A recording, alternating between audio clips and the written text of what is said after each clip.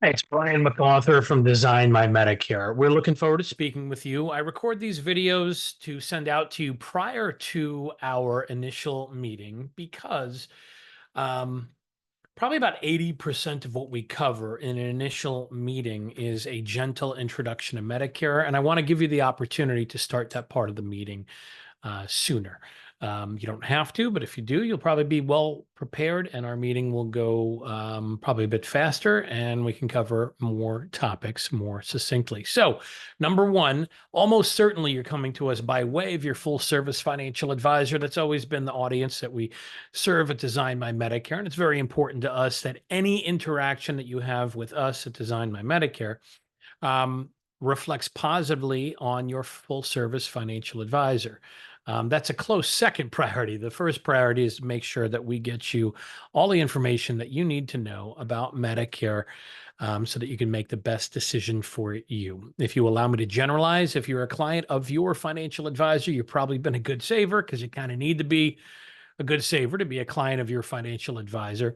And, people with more assets or higher net worth people have some unique needs as it relates to Medicare. And that just has been the community that we have served for quite a while now. We have a great team of um, licensed insurance agents and team members to help you guide um, your way through the Medicare process. Very often, we're meeting you at age 64, not always, but often. And some of you will be going on Medicare right at age 65. A lot of you just want to know, hey, I'm getting all this stuff in the mail at age 64. I'm approaching 65. I have benefits through my employer or my spouse does. You're probably thinking you're going to stay on that employer plan, which is almost always what we suggest as well. There are exceptions, but you kind of want to know, hey, what is it that I'm supposed to do? So, the purpose of this meeting is to kind of walk you through the gentle introduction to Medicare, what it is, what it isn't, what you have to do by when. Um, and here we go. Um, so a few things I always like to impress upon you is that Medicare is almost always good news to great news, no matter what. When the day comes that you are ready to fully go on to Medicare, it's almost certainly going to be the best health insurance you have ever had. That's pretty much the case always. Medicare is just better than any other type of health insurance that any of us have currently. It's also way cheaper in real dollars. Now, I don't want you to get too excited about that yet because of course, you don't always pay the real dollars. If you're working for an employer, you probably pay a couple $100 a month out of your paycheck, and your employer pays quite a bit more behind closed doors. But as far as the actual cost to be on Medicare, Medicare is cheaper.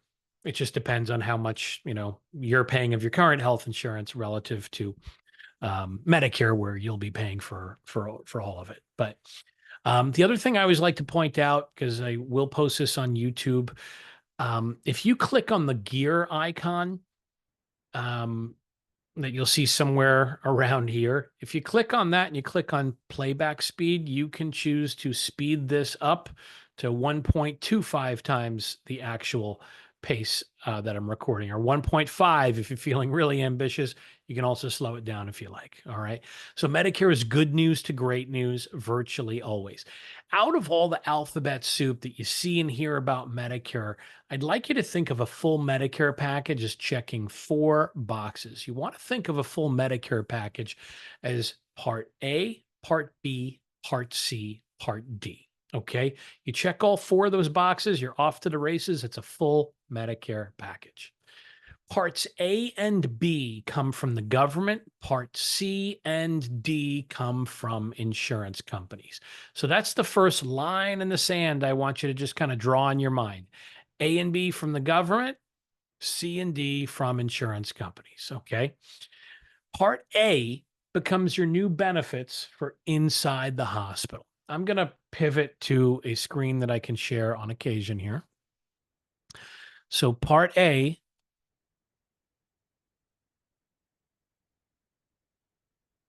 becomes, pardon me, your new hospitalization benefit.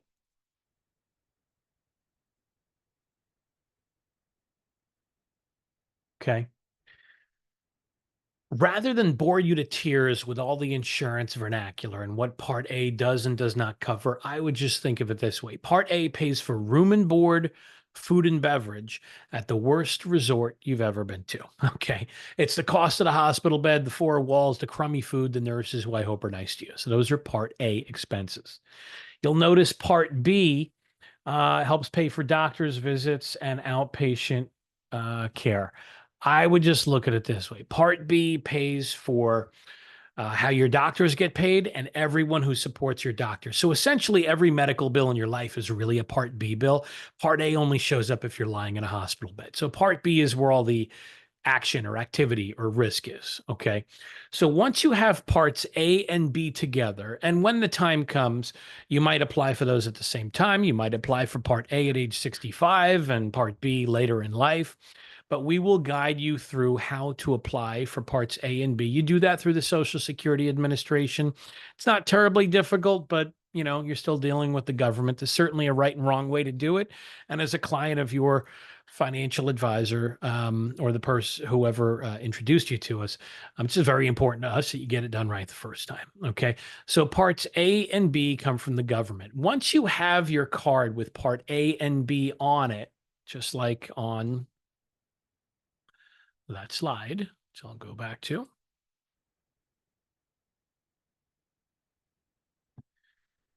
So once you get this card in the mail with your name on it, your Medicare number, parts A and B, that is basically Medicare promising to pay 80% of your medical bills, 80, and none of your meds. So that's how far the government gets you, which is pretty far. And if the government delivers that 80% of your health insurance to you for a low monthly premium, which is almost always the case, that's kind of why no matter what you do for Part C and D, it's almost always really good news. Okay. Again, a lot of you have a higher net worth and higher income. So that sometimes can drive up some of the premiums we're about to cover.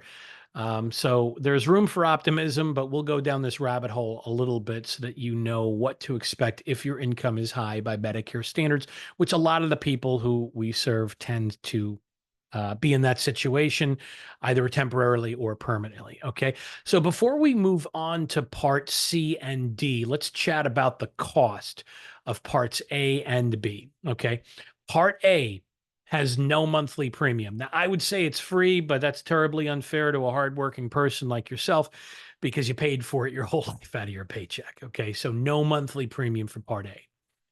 Part B will cost the average American $175 a month. I'm rounding. These are the 2024 numbers. They can move up a little bit year to year. If you happen to be listening to this in 2025 or 2026, this is still going to be pretty relevant. So the typical American pays $0 for Part A and $175 for Part B. However, that Part B premium can move up based on your income. So let's go down that rabbit hole. So the government's always looking at your tax return from 2 calendar years ago. Okay. Now, no human being has the number memorized that I'm about to reference, but they're always looking at your modified adjusted gross income. Okay. So I'm just going to paint a picture of a typical couple that we deal with. So if I was speaking about Steve and Judy, and they were going to go on to Medicare, let's just say January 1, 2025.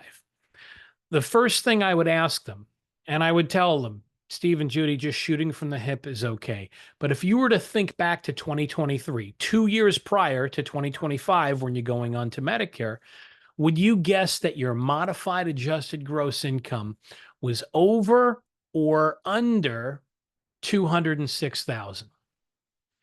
So let's assume Steve and Judy said it was over. My next question would be how much, pardon me. My next question would ask, hey, do you think there's any chance that your income was over $386,000 in 2023? And let's just say they said yes. Okay. And this happens sometimes. It's not what people make every single year, but a lot of you, your highest income earning year as a couple is going to be the last year that you're working. So your income's at the highest, and a lot of you have taxable liquidity events that tend to show up around that time. You may have to exercise options.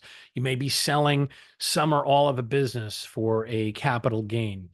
Um, you might be selling a rental property, things like that, where your income spikes towards the end of your working career. So let's just say Steve and Judy said, yeah, in 2023, we did earn over 386,000.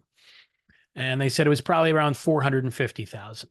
My next question is, was that an anomaly or is that going to happen all the time? Everybody's answers are different, but a lot of people say, no, that was an anomaly. It's not going to happen. There was some unique event like exercising options, taking deferred comp, selling a rental property, that sort of thing. So I'd say, okay, so in 2023, you made 450,000. You're going on Medicare in 2025.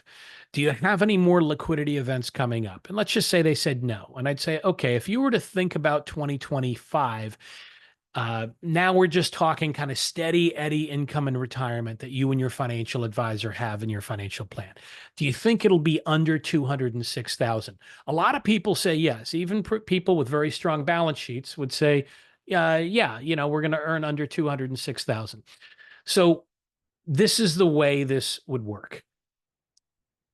If we enrolled in Medicare Part B for January 1, 2025, the government's going to look at Steve and Judy's income from 2023, 2 years prior, and say you earned over 386,000. So where the average American pays $175 a month for Part B, Steve and Judy, we're going to charge you about $635 a month for Part B. Okay. Quite a bit more than $175. That's the bad news. The good news is you're not trapped there because every year the government's going to look 2 years back. So in 2026, the government's going to automatically look at Steve and Judy's 2024 income. In 2027, they're automatically going to look at 2025. And as their income settles, 2 years later, their Part B premium will settle. Okay. However, even with that, a lot of you are thinking, but that really stinks because Steve and Judy are earning way less than that, and they get stuck with this big, ugly monthly premium based on income that they earned 2 years ago that they're not earning anymore. I agree with you. So what I would tell you is that in that situation, when you get that big, ugly, it's called an IRMA premium, IRMAA. When you get the big IRMA premium that says you need to pay $635 a month for Part B, there's a form that we have people fill out in this situation, and a lot of you are in this situation, called SSA 44. And what you do with SSA 44 is you basically fill that out and say, hey, please stop looking at our income from 2 years ago.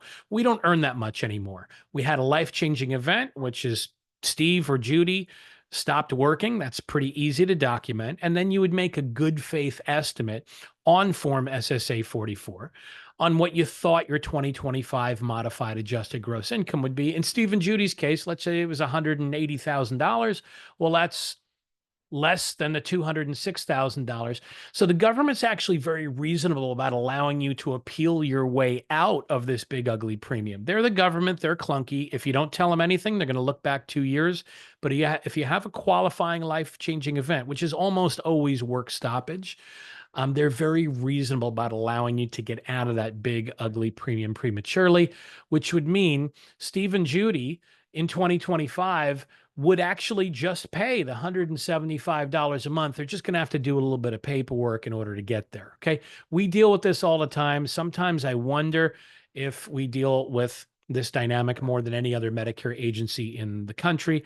There's no trophy for that. There's no way for me to prove it, but it's something that we guide a lot of people through, and it's a very common situation for a lot of our clients. All right. So we just got 80% of your health insurance covered by Part A and B for $175 a month. Some of you might pay more temporarily or permanently, but the average American pays $174 a month.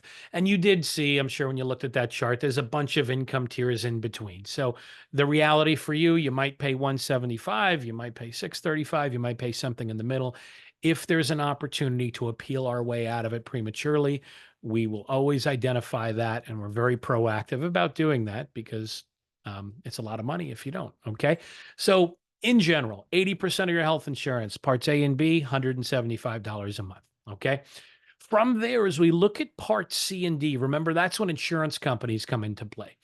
Whatever you do for part C, and when I pull up that graph again, you're going to notice I'm cheating a little bit. There's no consequence to the way I cheat, but I will point it out. I just cannot resist the temptation to alphabetize. So much of what I do for you and your financial advisor is try to turn a complicated topic into something simple, and calling everything C and D helps do that. Whatever you do for Part C, I want you to imagine an insurance company paying the other 20% of your medical bills. Okay.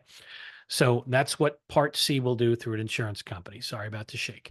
Whatever you do for Part D, I want you to imagine an insurance company paying for your drugs. Okay. So Part C is an insurance company paying the 20%. Part D is an insurance company paying for the drugs.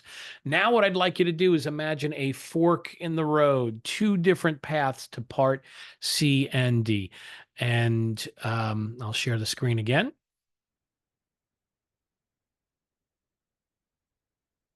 Okay. So, um, one path to Part C and D, or what I'm calling Part C and D, is a Medicare supplement plan with a separate Part D drug plan. And the other one is called Medicare Advantage. In general, most of the people who come to us are predisposed to PPOs. So I'm going to speak more as though you're um, more leaning towards a PPO. I'm not villainizing HMOs, but a lot of our clients are kind of predisposed to having the autonomy to go wherever they want without a referral. So I'm going to speak about this, pardon me, mostly in a PPO context. Either a Medicare supplement plan or a Medicare Advantage plan will almost certainly be the best PPO that you've ever had in your life. Okay. The good news is there is no bad news. Okay. Either choice will yield the best PPO coverage you've ever had. That being said, as you can imagine, there's trade offs. There's no utopia. There's trade offs between these two options. It's not good versus evil, but there are some differences, and we have to cover those, right? We stay agnostic. We just try to help you understand the trade-offs, and whatever the best option is for you should become apparent to our team and you really typically at the same time. So one path is Medicare supplement. Okay. Now you'll see this is the part where I'm cheating because it doesn't actually say C and D. It says, and I wish they flip-flopped this where the supplement was on top, but it's Medicare supplement. I'm going to call that Part C for today. And then you see the separate Part D drug plan. So here's where I'm cheating. All right. So Medicare supplement will look and feel like the best PPO plan you've ever had. You keep all of the doctors that you know and love, and you can go see any doctor in the country for the most part without a referral.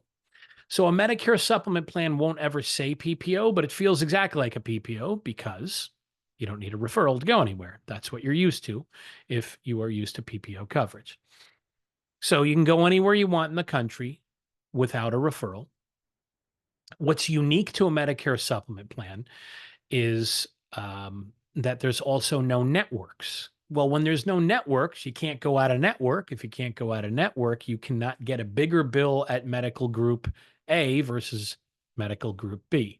So as a result, you can really go anywhere you want in the country. No referrals, no networks. When there's no networks, there's no chance of getting a bigger or smaller bill at one doctor for versus another. So in that way, it's actually a bit better than a PPO, or one could argue it. It might be overkill for what you need, but the joke I always tell is, if you live in Los Angeles and, keep your doctors at UCLA, and if you need to see a doctor at Scripps Clinic in San Diego, go for it. If the best left toe orthopedist for you is in Tulsa, Oklahoma, go to Tulsa, Oklahoma. We actually don't even need to know who your doctors are. There's a price for these plans, okay, where there's no cost for Medicare Advantage, but for Medicare Supplement, the topic that we're on right now, go see any doctor in the country, no referrals, no networks. The top version of a Medicare supplement plan in like 47 states, they call it Plan G. Doesn't matter the insurance company, their top option will be called Plan G. I'm going to call it Plan Great to get away from the letters for a moment. What does life feel like on Plan Great? Well, not to beat a dead horse, but you already know, go see any doctor in the country, no referrals, no networks. We covered that. you would have an annual deductible of a whopping $240 a year, which basically means your first $240 medical bill that every year you're going to pay for. Once you've paid that $240th, literally, unless your doctor charges for parking, you won't see a medical bill or hospital bill for the rest of the year. That is what life looks and feels like on Medicare Supplement Plan G. Okay. I'm going to call it Plan Great just to get away from the letters for a moment, because if I talk to you about Plan G to address Part C, our heads are going to explode, or at least mine will, explaining it to you that way. So Medicare Supplement Plan Great. How much does Medicare Supplement Plan Great usually cost? Well, most of you are going on at or near age 65.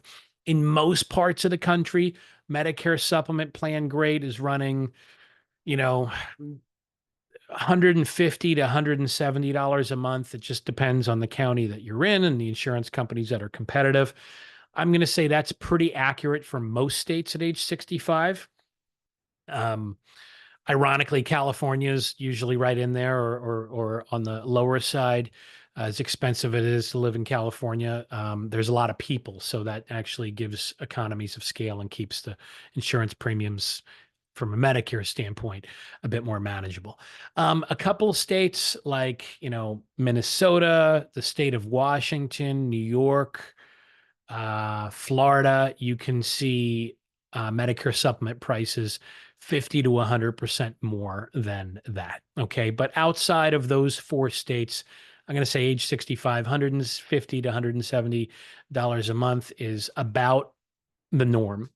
Those policies in most states will go up every year two different ways. Number one, you have a birthday. God willing, you have plenty of those. Okay. And number two, just like any other type of insurance, every year your Medicare supplement insurer, they're not going to pick you out of a lineup, but they'll go to the state insurance commissioner at the state capitol and cry poverty and say, woe is me, we're paying out too much on our Medicare supplement plan Gs. We'd like permission to increase everybody's premiums another $7 or $8 or $9 a month. And the commissioner says yes or no, or yes, but you can only have a $4 increase. So they're going to creep up over time. Our goal is to set you up with usually a larger insurance company where we know it's going to creep up over time, but we don't want to look foolish. We don't want you to get grumpy. So we can't predict the future, but we can also look at a history of how much and by what increment that a lot of big insurers typically increase their Medicare supplement rates. So they will creep up. We just want to, make sure you're with a company that's not going to surprise us. Okay. So Medicare supplement plan, great, $150 to $170 a month. Okay.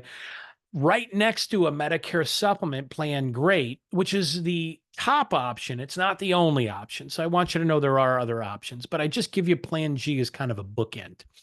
You'll also notice that on this path to Part C and D, there's also a separate box for a Medicare Part D drug plan.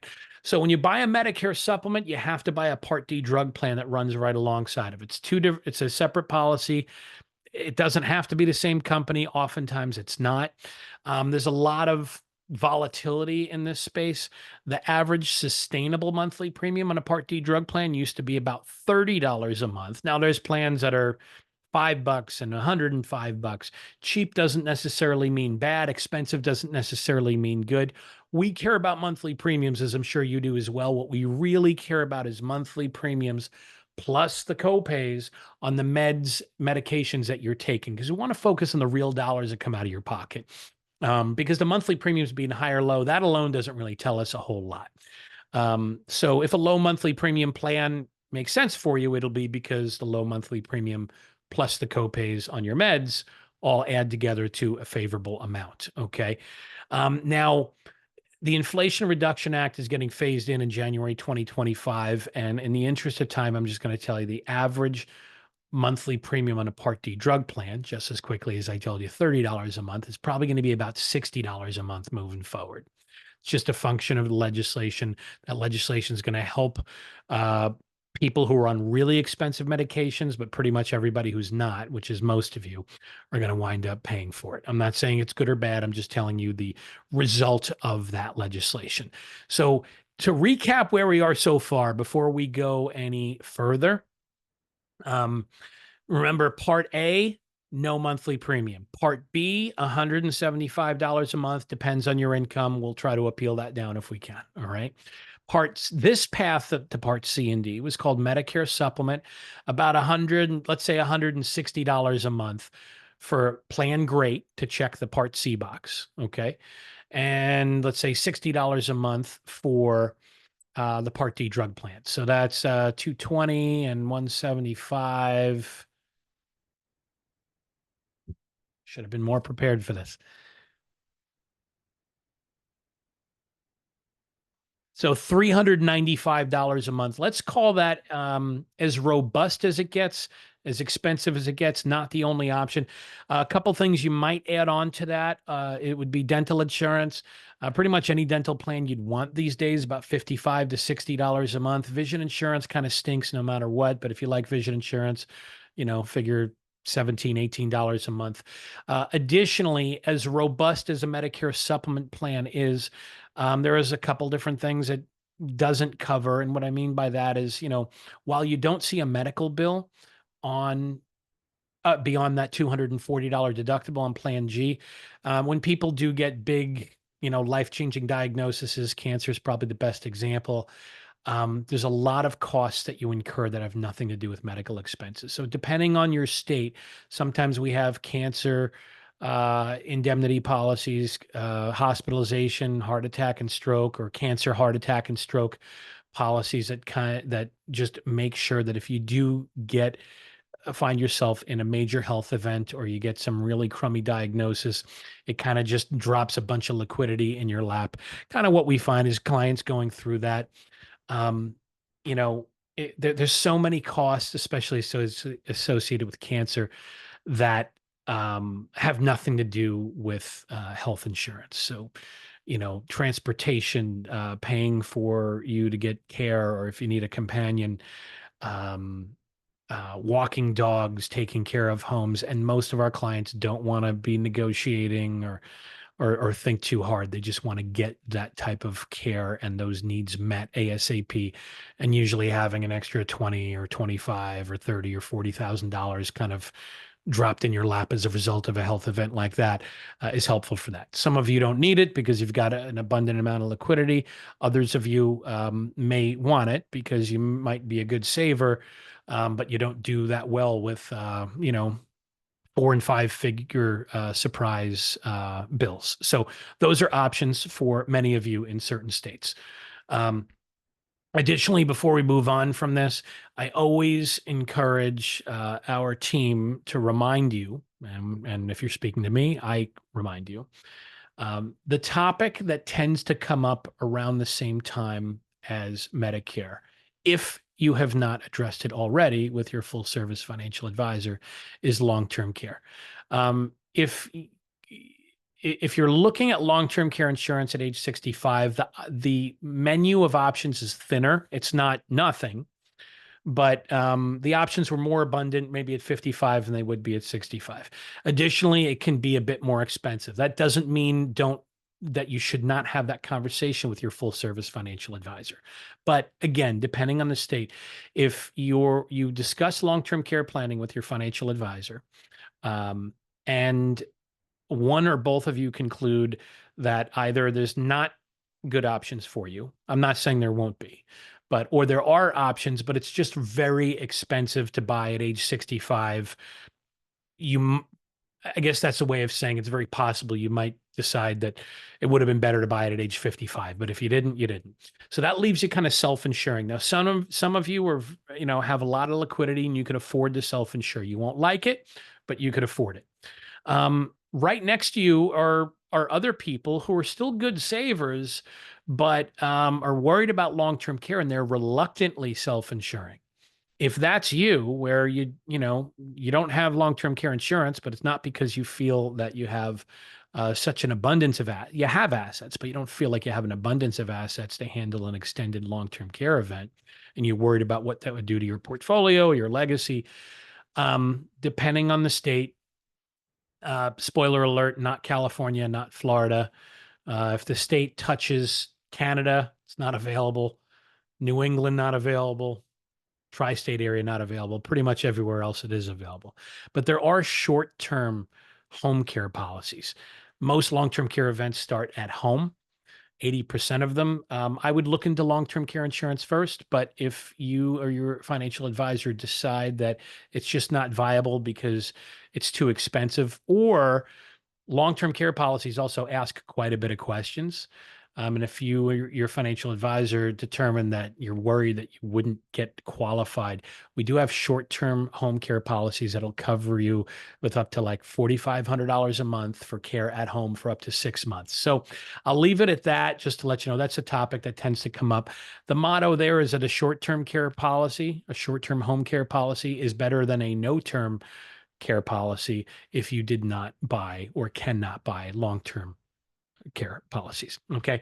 So that's kind of what we're talking about on Medicare supplement. Now, what I'm going to do is I'm going to go back up to that fork in the road.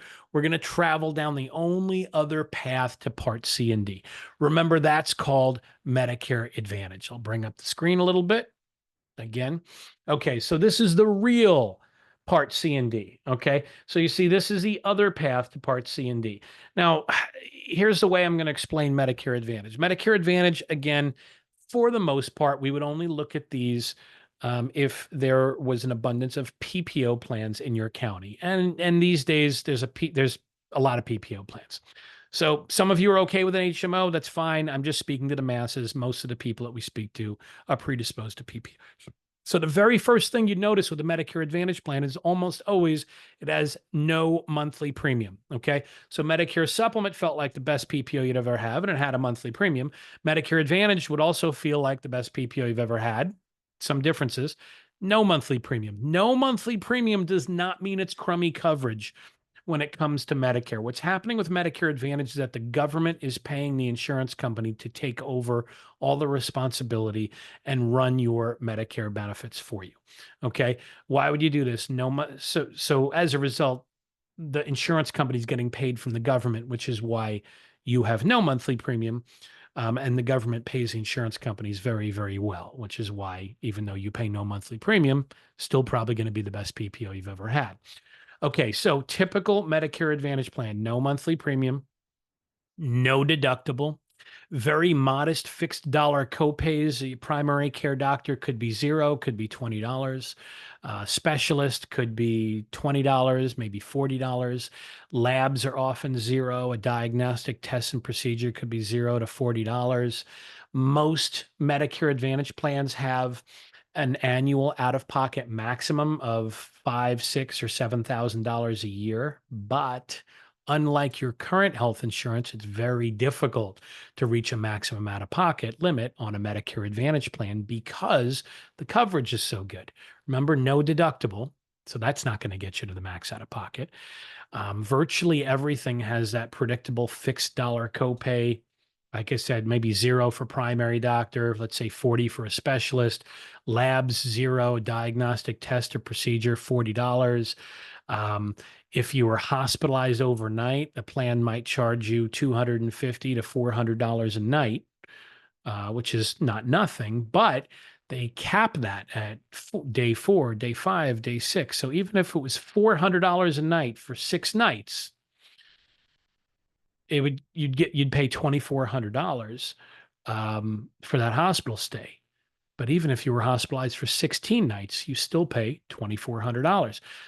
So even 6 nights or 16 nights, you're probably only halfway or less to your max out-of-pocket limit. So you see, it's not good versus evil. There's trade-offs, and there are those cancer, heart attack, and stroke policies that would pay you if you wound up in the hospital or had cancer or something like that. Okay.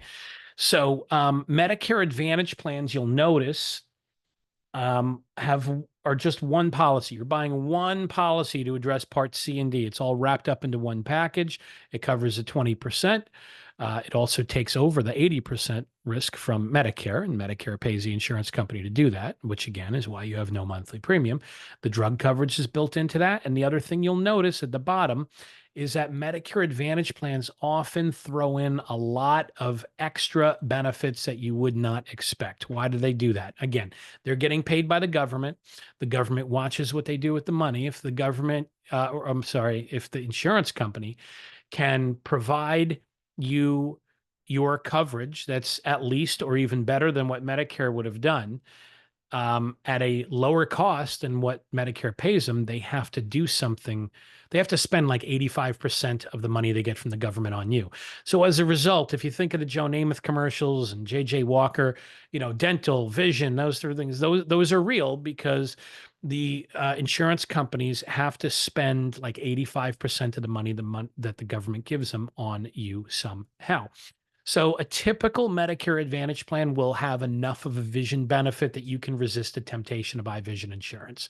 If there's any vision benefit in the Medicare Advantage plan, I would not buy vision insurance. A Medicare Advantage plan may offer a dental plan. That dental plan can range from slightly better than nothing. Oftentimes, it could be good enough that we don't need to go buy dental insurance. So let's just call that possible. And of course, when we get down that road with you, we can talk about what's probable, right? You might get an over-the-counter benefit where you can spend $45 a quarter in over-the-counter pharmacy supplies, vitamins, Band-Aids, toothbrushes, like the joke I tell my clients and our clients is that you'll probably never buy a Band-Aid and toothbrush again for the rest of your life if you have a Medicare Advantage plan with an over-the-counter benefit.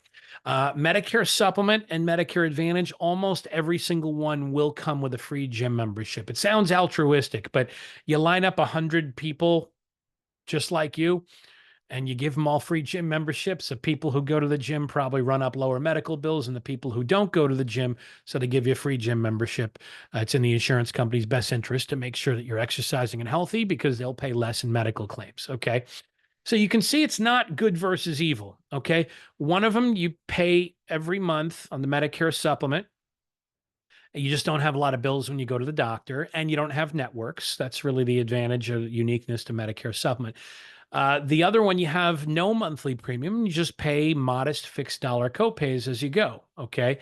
So it just depends on what you want. Again, a lot of you are good savers, so you don't always have to buy insurance to hedge every little bit of risk you can identify.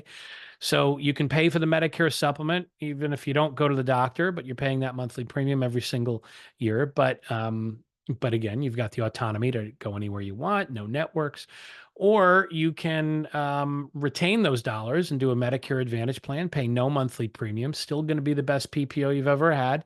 The one deal with Medicare Advantage PPOs is that's a real PPO, so you do have networks. We would only look at the Medicare Advantage plans that your doctors are in network with because you want to keep your doctors usually, and you want to make sure that you stay in network if you can. You can go out of network with a Medicare Advantage PPO plan. You're just going to pay a higher copay. Okay. So it's not the end of the world. Just like any other PPO you've ever had. Unlike any other PPO you've ever had, you probably haven't had one with no deductible and such a low max out-of-pocket limit and if you've had a PPO before, it was probably way easier to hit that max out-of-pocket limit than it ever would be on a Medicare Advantage plan. So again, the good news is there's no bad news, but there are trade-offs in between. A few other things that you'll want to know. If you want Medicare Advantage, you got it. We just sign up for it. If there's a better plan next year, we can move to that during the annual open enrollment period. No big deal. Medicare supplement plans, remember, so that was the first product we went through, has the monthly premium. Those normally would love to put you through health underwriting and say yes or no to you. So you would normally have to qualify. Now, if you're brand new to Medicare Part B, which you will be either at age 65, if you're going right on Medicare, or maybe you're not retiring till age 67 and you're going on Medicare for the first time, you do get a one-time guaranteed acceptance into that Medicare supplement plan. So there's a little bit of a bird in the hand dynamic to weigh there. If you do Medicare Advantage, PPO, you're probably going to like it just fine, but I just want you to know if you did that and 4 years later you called me and you said, I think I want to go to Medicare supplement, we're probably going to have to answer health questions to get you over there. That used to be way more polarizing. Medicare Advantage plans used to all be HMOs, so it was a bit more consequential. If you did not take the guaranteed acceptance into a Medicare supplement and you couldn't get over here later, you might feel trapped in an HMO for the rest of your life. Most of you would not like that. But now that the Medicare Advantage plans are largely PPOs, they kind of sit right in the middle of these two options. Okay. So like I said, the good news is there is no bad news. If that didn't make sense, we can go deeper into it when you talk to a member of our team. But it's not quite as polarizing as it once was. So that's just a long way to say whatever feels best is probably what you should do.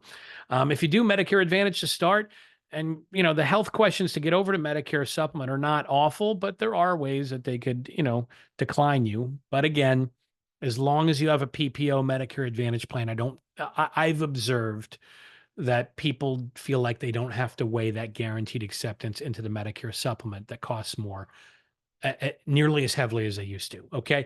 So that's the gentle introduction to Medicare I'd want you to know. And on Medicare Advantage, again, we can offset some of those higher copays with, cancer, heart attack, stroke policies, the short-term care and long-term care discussion over there.